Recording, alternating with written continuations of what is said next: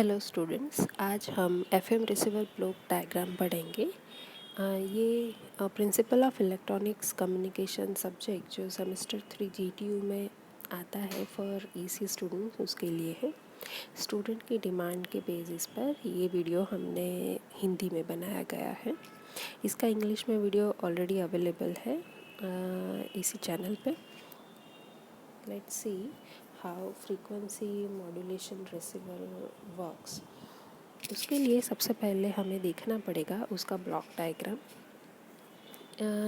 यहाँ पे डायग्राम में दिखाए गए अनुसार बहुत सारे ब्लॉक्स हैं, जिसमें सबसे पहले तो एंटेना है। एंटेना सिग्नल को रिसीव करके आरएफ एम्पलीफायर में इनपुट देता है और आरएफ एम्पलीफायर उसके बाद अपना आउटपुट मिक्सर में देता है। इसी मिक्सर में लोकल ऑसिलेटर से एक फ्रीक्वेंसी जनरेट होती है और आरएफ एम्पलीफायर से आए हुए सिग्नल के साथ मिक्स होती है और मिक्सर इन दोनों सिग्नल को मिक्स करके आईएफ एम्पलीफायर में देता है। आईएफ एम्पलीफायर का पूरा नाम इंटरमीडिएट फ्रीक्वेंसी एम्पलीफायर है। इंटरमीडिएट फ्रीक्वेंसी एम्पलीफायर अपना आउटपुट लिमिटर सर्किट को देता है। लिमिटर सर्किट हम हमारे लेक्चर्स में आगे पढ़ेंगे कि लिमिटर सर्किट क्या है, किसके लिए यूज़ होती है। लिमिटर सर्किट अपना output automatic gain control circuit को भी देती है और डिस्क्रिमिनेटर सर्किट को भी देती है। ये डिस्क्रिमिनेटर जो सर्किट है वो हमने अपने अगले लेक्चर्स में पढ़े हुए फेज डिस्क्रिमिनेटर सर्किट के जैसी ही है। और डिस्क्रिमिनेटर अपना आउटपुट डीएम्फेसिस नेटवर्क को देता है।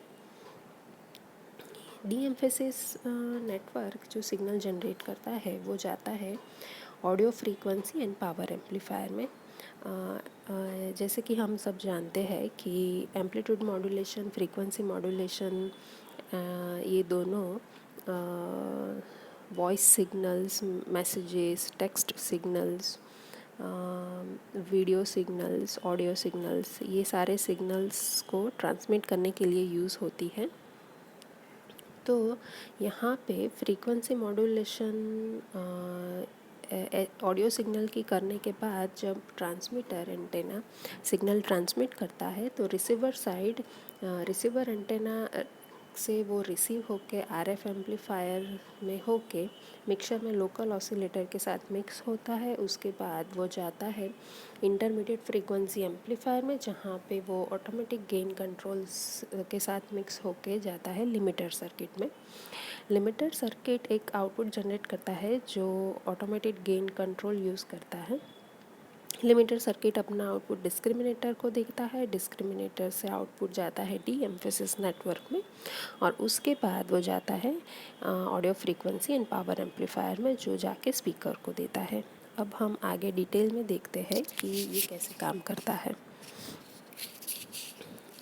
यहाँ पे सुपर हीट्रोडाइन रिसीवर यूज़ किया गया हुआ है। ब्लॉक डायग्राम 6.28 में जो दिखाया है उसमें सुपर हीट्रोडाइन रिसीवर यूज़ किया गया है। ये सुपर हीट्रोडाइन रिसीवर जो एम्पलीट्यूड मॉड्यूलेशन रिसीवर में यूज़ होता है वही है, जिसके there are some basic differences. उसके थोड़े बेसिक डिफरेंसेस है, वो क्या है तो डिफरेंसेस ये है कि फ्रीक्वेंसी मॉड्यूलेशन में जब सुपर हीट्रोडाइन रिसीवर यूज़ होता है तो वो हायर फ्रीक्वेंसी पे काम करता है। यहाँ पे लिमिटिंग और डीएम्फेसिस सर्किट की बहुत ज़रूरियात रहती है। डीमॉड्यूलेशन की टोटली डिफरेंट मेथड यूज़ की गई हुई है। एंड चौथा डिफरेंस ये है कि ऑटोमेटिक गेन कंट्रोल भी एम्पलीट्यूड मॉड्यूलेशन में जैसे यूज़ करते हैं उससे अलग है। सो ये 4 डिफरेंसेस है जो एम्पलीट्यूड मॉड्यूलेशन रिसीवर से फ्रीक्वेंसी मॉड्यूलेशन रिसीवर को अलग करते हैं। अब हम ये देखते हैं कि एम्पलीट्यूड मॉड्यूलेशन रिसीवर के साथ frequency modulation super heterodyne receiver के साथ मैच कैसे होता है। तो जैसे FM receiver there are number of sections of FM receiver correspond exactly to those of other devices already discussed. The same criteria apply in the selection of intermediate frequency. Intermediate frequency and intermediate amplifiers are similar in amplitude modulation and frequency modulation receivers.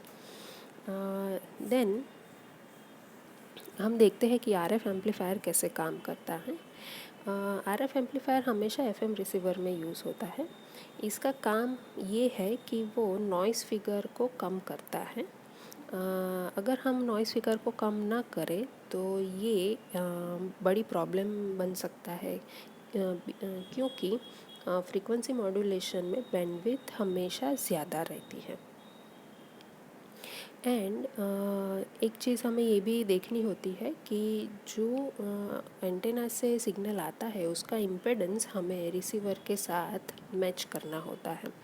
So receiver का जो input impedance है वो antenna के साथ match होना चाहिए।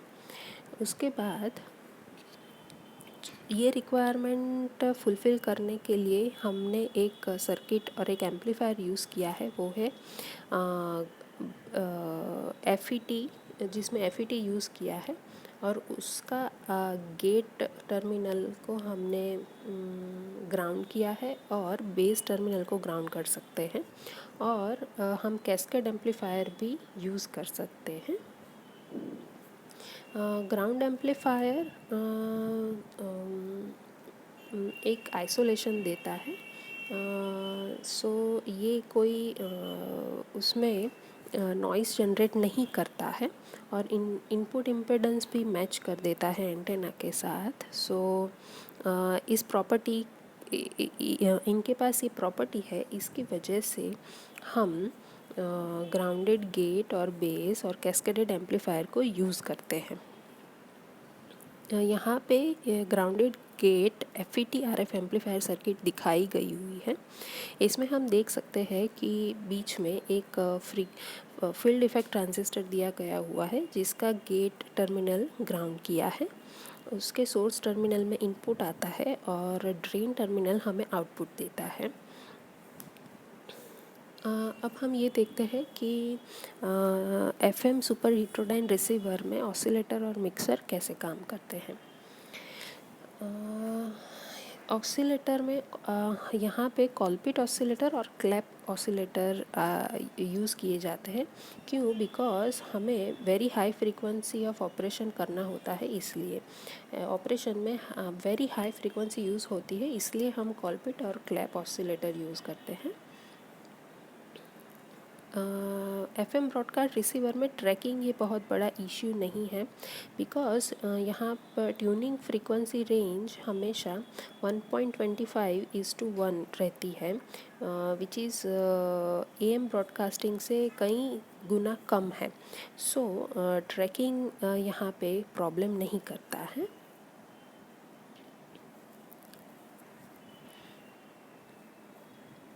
अब हम ये देखते हैं कि intermediate frequency and intermediate frequency amplifier कैसे काम करते हैं। यहाँ पे भी IF फ्रीक्वेंसी एम्पलीफायर्स AM के जैसे ही है, बट हमें एक चीज़ ध्यान में रखनी है यहाँ पे कि AM ब्रॉडकास्ट रिसीवर से इंटरमीडिएट फ्रीक्वेंसी एंड बैंडविड्थ यहाँ पे बहुत ज़्यादा हाई है। हम ये देखते हैं कि ये कितनी हाई है, तो आप देख सकते हैं कि तीसरे पॉइंट में ये लिखा हुआ है कि frequency modulation signals 88 to 108 megahertz पे काम करते हैं और इसकी IF फ्रीक्वेंसी 10 मेगाहर्ट्ज़ रहती है और इसकी बैंडविड्थ 200 किलोहर्ट्ज़ रहती है। तो ये AM ब्रॉडकास्ट रिसीवर से कई गुना ज़्यादा है। इसकी वजह से मतलब कि बहुत लार्ज बैंडविड्थ की वजह से जो गेन रहता है, हर एक स्टेज पर जो गेन रहता है वो कहीं कम रहता है। और जो दो IF एम्पलीफायर स्टेज यहाँ पे दिए गए हुए हैं वो बैंडविड्थ को थोड़ा श्रिंक कर देते हैं। तो हमें कैस्केडेड एम्पलीफायर ज़्यादा इसमें हेल्प करता है, तो ये हमें हमेशा याद रखना होता है। सो ये हो गया, यहाँ पे हमने कंप्लीट किया एफएम रिसीवर ब्लॉक डायग्राम। अब हम आगे देखेंगे कि हमारा कम्युनिकेशन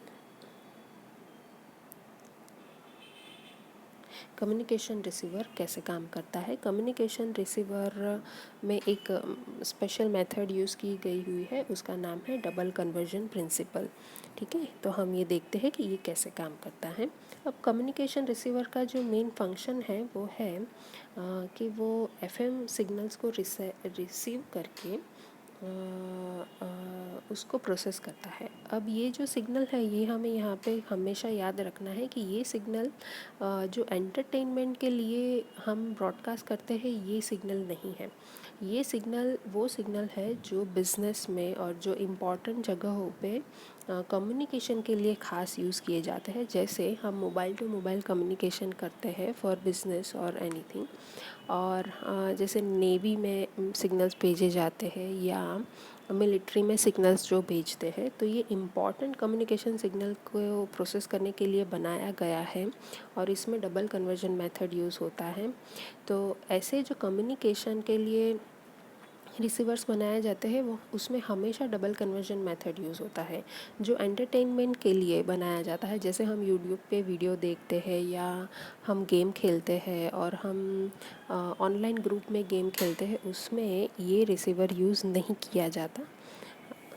चलिए देखते हैं कि ये कैसे काम करता है। तो इसकी ये सर्किट है, इसका ये ब्लॉक डायग्राम है, जिसमें हमने आगे देखा उसके जैसे ही एंटेना एक सिग्नल को लेता है वो एक सर्किट में जाता है, उसको बोलते हैं एंटेना कपलिंग सर्किट। ये सर्किट जो एम्पलीफायर का इनपुट इम्पीडेंस है और एंटेना का इम्पीडेंस है उन दोनों को मैच करता है। अब यहाँ पे उसके बाद आता है सिग्नल आरएफ एम्पलीफायर में जो 2 से 16 मेगाहर्ट्ज़ पे ट्यून किया गया हुआ है। उसका आउटपुट फर्स्ट मिक्सर में जाता है। फर्स्ट मिक्सर वो 2 से 16 मेगाहर्ट्ज़ पर ट्यून किया गया हुआ है। उस मिक्सर में 3.7 से लेके 17.7 मेगाहर्ट्ज़ की फ्रीक्वेंसी जनरेट करके लोकल ऑसिलेटर जनरेट करके उसमें मिक्स करता है, और ये मिक्सर अपना जो आउटपुट है वो फर्स्ट स्टेज आईएफ एम्पलीफायर में देता है। आप यहाँ नोट कीजिए कि ये यहाँ पे ब्लॉक में 2 स्टेज आईएफ एम्पलीफायर लिखा हुआ है, वो प्रिंटिंग मिस्टेक है, उसको हमें first stage one dash stage if amplifier पढ़ना है। ये आईएफ एम्पलीफायर 1.7 मेगाहर्ट्ज़ पे ट्यून किया गया हुआ है। इसका जो आउटपुट आता है उसमें ऑटोमेटिक गेन कंट्रोल हमारे सिग्नल का गेन कंट्रोल करके उसको देता है सेकंड मिक्सर में। सेकंड मिक्सर में भी एक क्रिस्टल ऑसिलेटर जो 1.5 मेगाहर्ट्ज़ पे ट्यून किया गया है वो आईएफ एम्पलीफायर से आया हुआ सिग्नल उसके साथ मिक्स करके एक फ्रीक्वेंसी जनरेट करता है और ये फ्रीक्वेंसी को देता है सेकंड स्टेज आईएफ एम्पलीफायर में। ये second stage if amplifier 200 kilohertz पे ट्यून किया गया हुआ है, बिकॉज़ हमारी एफएम की जो बैंडविड्थ है वो 200 किलोहर्ट्ज़ है। सो इसको 200 किलोहर्ट्ज़ पे ट्यून किया गया है। अब इसका जो आउटपुट है वो जाता है डिटेक्टर में। ये डिटेक्टर स्लोप डिटेक्टर हो सकता है, बैलेंस्ड स्लोप डिटेक्टर हो सकता है, फेज डिस्क्रिमिनेटर हो सकता है, ये कोई भी डिटेक्टर हो सकता है जो फ्रीक्वेंसी डिमॉड्यूलेशन में यूज़ होता है, जो हमने आगे लेक्चर्स में पढ़ा हुआ है। डिटेक्टर से जो आउटपुट हमें मिलता है वो हमारा ओरिजिनल सिग्नल रहता है और इसको स्क्वेल्च सर्किट में दिया जाता है। स्क्वेल्च सर्किट क्या है वो हम आगे पढ़ेंगे। स्क्वेल्च सर्किट ये सिग्नल को प्रोसेस करके उसको ऑडियो एम्पलीफायर में और पावर एम्पलीफायर में देता है। ऑडियो एम्पलीफायर में आवाज़ जो होती है जो कम्युनिकेशन में यूज़ की गई हुई होती है वो थोड़ी बूस्ट होती है, और पावर एम्पलीफायर में इसका पावर थोड़ा और बूस्ट करते हैं ताकि हमारा जो वॉइस सिग्नल है वो परफेक्टली रीजनरेट हो पाए। ये देखिए यहाँ पे बहुत पुराने ज़माने का एक कम्युनिकेशन रिसीवर है। ये इसका ब्लैक एंड वाइट फ़ोटोग्राफ है। ये Racal electronics private limited company से है। यहाँ पे आप देख सकते हैं there are many remote control switches. एक डायल भी है जिस पे हम फ्रीक्वेंसी वगैरह देख सकते हैं। उसके बाद बाजू में एक दूसरा डायल है, वहाँ पे बैंडविड्थ और ऑपरेटिंग मोड्स हम दे सकते हैं। एक लाउड स्पीकर भी दिया गया हुआ है जो सिग्नल को एम्पलीफाई करके लाउड स्पीकर से हमें आवाज़ सुनाता है। यहाँ पे एक बटन ऐसा भी दिया गया हुआ है जो चैनल्स को स्कैन करता है और उसको उसमें स्टार्ट और स्टॉप का ऑप्शन रहता है। जैसे हम एफएम रेडियो सुनते हैं और उसमें हम चैनल को ट्यून करते हैं, जिसमें वैसे ही यहाँ पे एक बटन दिया गया हुआ है जो चैनल स्कैन करके हमें प्रॉपर चैनल जहाँ पे हम आवाज़ जिस चैनल पे सेंडर ने आवाज़ भेजी हो उसी चैनल पे हम रिसीवर को ट्यून कर सकते हैं। There are also different push button controls जहाँ पे फ्रीक्वेंसी सिलेक्शन, चैनल सिलेक्शन, फिर वो आवाज़ को हमें इस रिसीवर में स्टोर करना है कि नहीं करना है, ये सारी चीज़ें भी इसमें दी गई हुई हैं। आज के ज़माने के कम्युनिकेशन रिसीवर इससे कई ज़्यादा एडवांस आते हैं और साइज़ में भी कम रहते हैं और उसमें ऑप्शंस भी कहीं ज़्यादा रहते हैं। तो ये सिर्फ आपके रेफरेंस के लिए जो बुक में डायग्राम दिया गया हो आपकी टेक्स्ट बुक में, वो यहाँ पे आपको दिखाने के लिए लगाया गया है। अब हम इसका डिटेल डिस्क्रिप्शन समझते हैं। जो रिसीविंग एंटेना होता है वो इलेक्ट्रोमैग्नेटिक रेडिएशन को रिसीव करके उसको आरएफ वोल्टेज में कन्वर्ट करता है और ये signal RF signal then RF amplifier में जाता है। तो आरएफ एम्पलीफायर में जाने से पहले वो एंटेना कपलिंग नेटवर्क से पास होता है ताकि एंटेना का जो इम्पेडेंस होता है वो आरएफ एम्पलीफायर के इम्पेडेंस से मैच हो पाए। अब आरएफ स्टेज एम्पलीफायर जो है वो उसका फ्रीक्वेंसी 2 से 30 मेगाहर्ट्ज़ रहता है और उस जो सिग्नल रहता है वो मिक्सर में लोकल ऑसिलेटर द्वारा जनरेट की गई हुई फ्रीक्वेंसी के साथ मिक्स होके वो उसके नेक्स्ट स्टेज पे जाता है।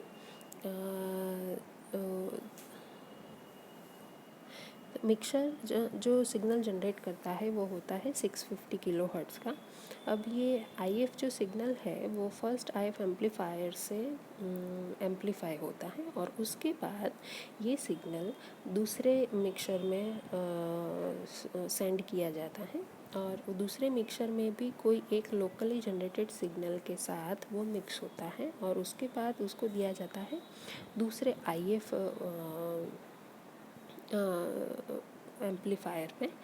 और आप यहाँ पे अब ये आपको समझना है कि जो सेकंड ऑसिलेटर है वो 500 किलोहर्ट्ज़ पे फिक्स रहता है। उसको इसी पे फिक्स रखने के लिए यहाँ पे स्पेसिफिकली क्रिस्टल ऑसिलेटर यूज़ किया जाता है क्योंकि उसकी फ्रीक्वेंसी स्टेबिलिटी अच्छी होती है। जो सेकंड मिक्सर होता है वो सेकंड आईएफ सिग्नल जनरेट करता है।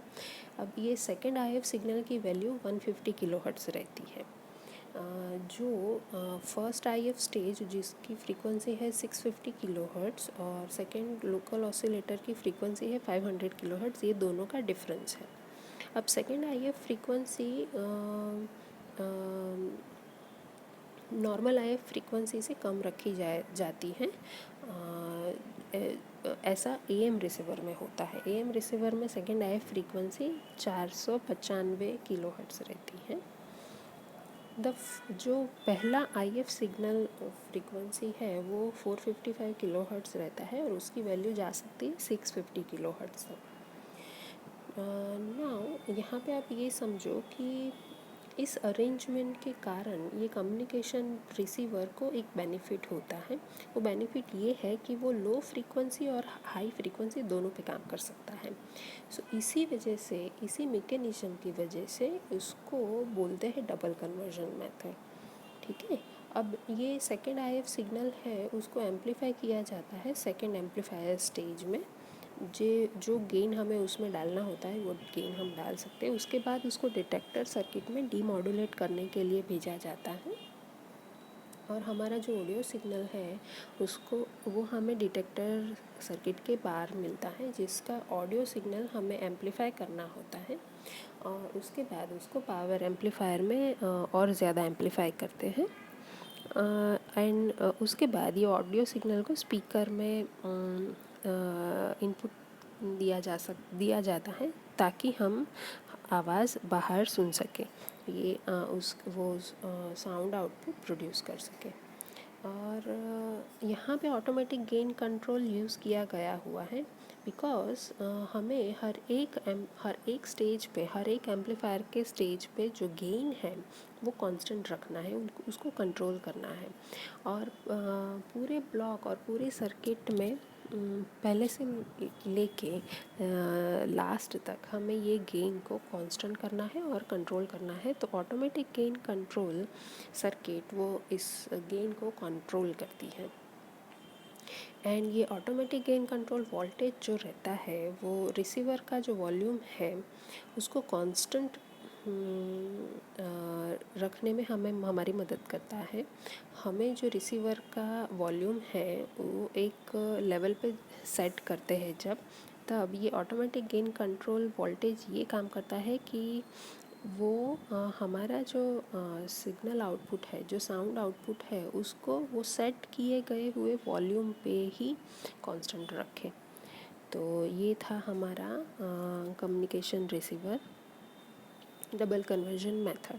तो हमने जो आज लेक्चर में आज 20 जुलाई 2020 के लेक्चर में हम जो पढ़े, तो आपने मुझे रिक्वेस्ट किया था कि मैंने पूरा लेक्चर इंग्लिश में लिया था, आपने रिक्वेस्ट किया था कि हम हिंदी में ये लेक्चर लें, तो मैंने बोला था कि हिंदी में आपके लिए ये वीडियो पोस्ट करेंगे। सो आपके लिए ये वीडियो है ना। Thank you very much for your kind attention.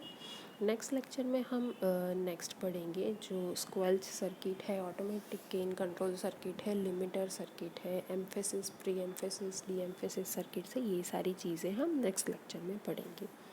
तब तक के लिए, जैसे मैंने बोला था आपको, दोनों ब्लॉक डायग्राम लिख के मुझे PDF भेजना है माइक्रोसॉफ्ट टीम्स में। Thank you very much.